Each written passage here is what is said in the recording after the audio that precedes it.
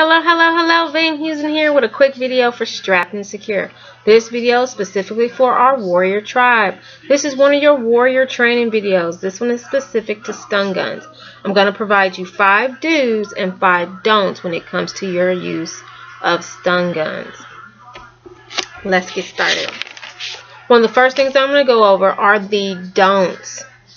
The first thing I want to remind you is that you don't want to forget to charge and use your stun gun every month. Yes, I know it's another thing on your list of things to do, but it's very important that you regularly charge your stun gun. As mentioned on the package, you want to charge it at least once a month, overnight, or for a minimum of 8 hours. Now, here's what I will say to that. If you use your stun gun more often, maybe you've demonstrated it for a couple of friends, or you've actually had to use it as a deterrent, you want to make sure that you're charging it regularly. So get it out of the bottom of your purse, get it charged up. I try to post reminders of that requirement on our Strapped and Secure page, so definitely pay attention to that. And if you are forgetting, I recommend that you set your cell phone to remind you of that requirement. So the first don't, again, is don't forget to charge it and use it. Set off a couple of practice, rounds. I tell people do a couple test rounds every month to make sure that it's staying hot, that it's sizzling for you, that it's properly and fully charging. If it has a battery indicator, which most of them are starting to have, make sure you're checking that. Make sure it sizzles, and it holds a charge, and if not, definitely let us know. The second don't that I would say regarding your stun gun is don't forget to have a plan B or C. So if your stun gun is your plan A, which for a lot of us that is the case because we don't carry like a firearm or something else, you want to make sure you have a plan B and plan C. If you come to any of our events, we talk about that. Stun guns are not like the only, option. They're not your last option. Your last option is actually physical defense, physically defending yourself, and that's some of the things that we teach you when you come to our live events.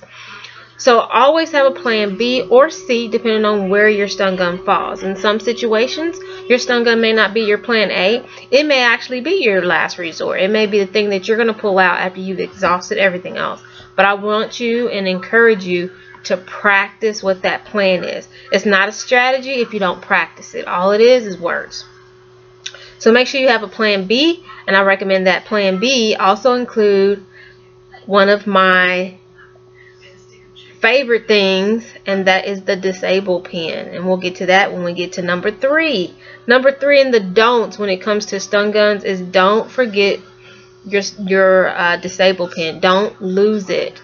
It's easy to lose. I'll tell you personally, I've lost 3 since we've been in this business. We have replaced our disable pins 3 times. And why is that? Well, they lock in the stun gun and they attach to your wrist, as you know, but they are tiny in the size, and size wise they're like this.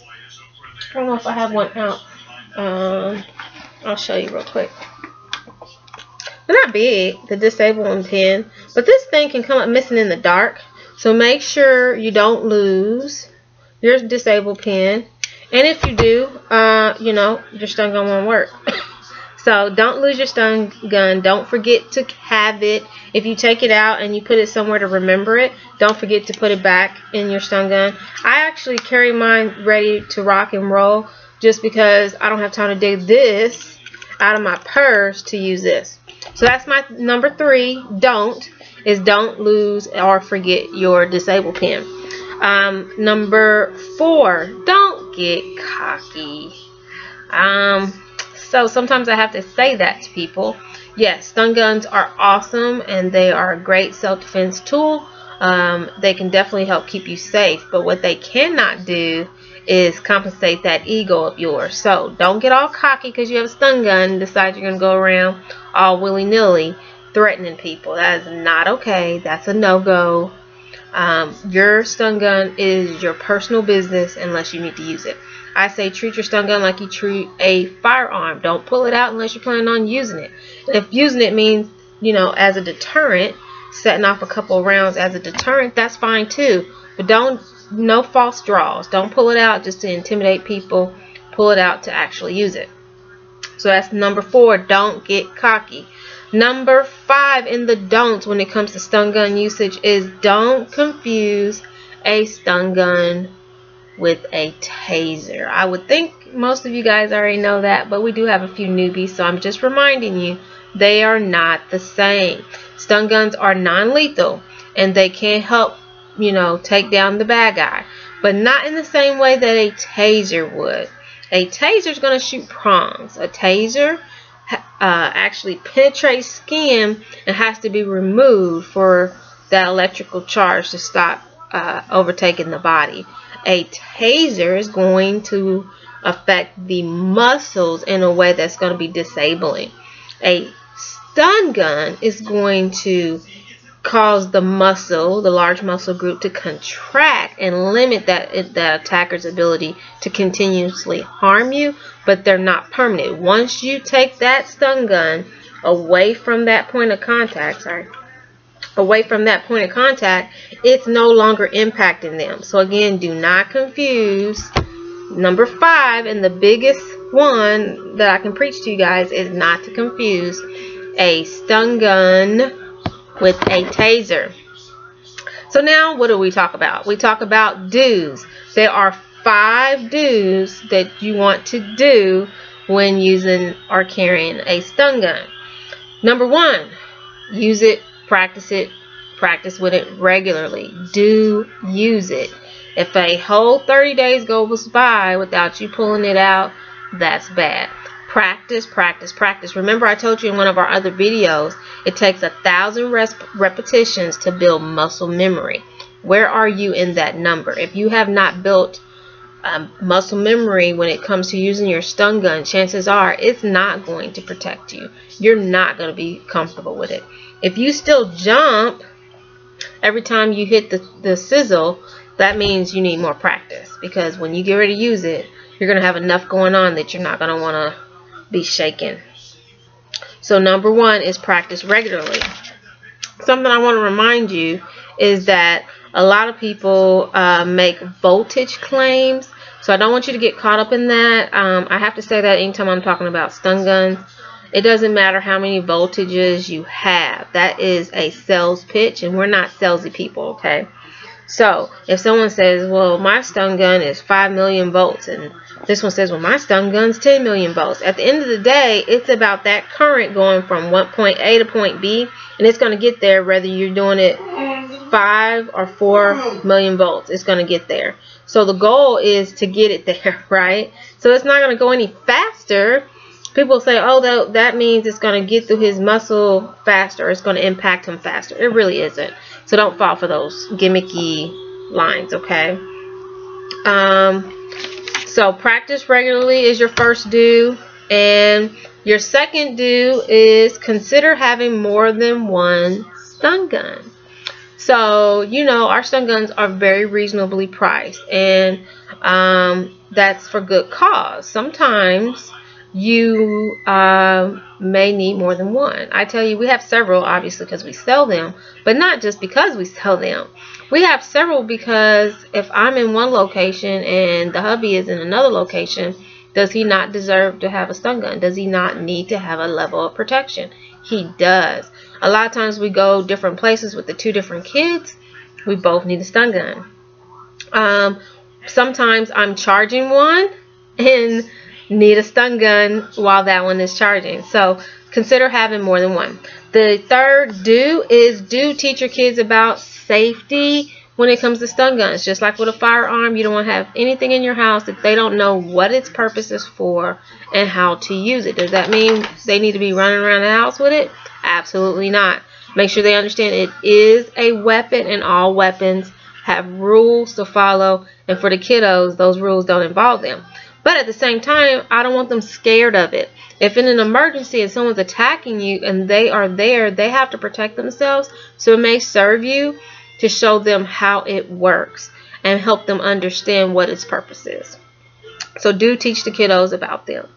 Number 4, and I'm trying to stay with my 10-minute, I might go over a little, you know, I'm long-winded. Number 4 is focus on major muscle groups when using your stun gun. Do focus on where you're shooting. When you come to our training events, we talk about that in great detail. But in this video, I'm just going to remind you that the large muscle groups is where you want to focus your charge. So if someone's attacking you, you want to go for the large muscle groups, thighs, the hot zone, which is the T, the top and down, the straight down. I have posters when you come to our events that show you where to strike with either the Kubotan or the stun gun. But you want to focus on major muscle groups. I've had people say, hey, I can stun them in the neck. That probably won't help you.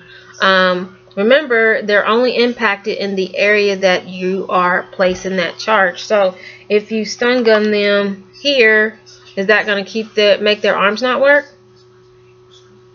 But if I stun them, you can't see what I'm doing, but if I stun them in their abdominal area, their center area, that's going to make them contract over. So think about where you're stunning. Do focus on major muscle groups. Number 5. I'm not that late, but number 5 is stun and run. Remember, your body, your brain particularly, cannot decipher under stress, especially, cannot decipher the difference between a simulated attack or a real attack. And what that means is your brain will not separate the two. It will treat each situation the same. So the more you practice the things we tell you, the more your brain says, this is what I'm supposed to do. That's what they do with us in the military. We go over battle drills, which is what we call these, over and over and over and over again, because practice builds muscle memory. So again, if you don't practice to stun and run, you're going to stun and stand there and watch. We tell kids when they're throwing the grenades during military training that you don't throw the grenade and then stay up there to see what it hit. You throw the grenade and you duck down for cover. I'm telling you, you stun to run. Stun them and run. You might have to stun them more than runs to get away, but the goal again is to get away. Hope these tips help you. We're right at 12 minutes, so I'm going to keep it short. Hope these tips help you. Watch this video as many times as you can. And remind your friends, once they purchase their stun gun, this is a video they'll want to watch. You can find it in our tribal group under files. And if you have any questions, comment below. As always, love you guys, and I want you strapped and secure.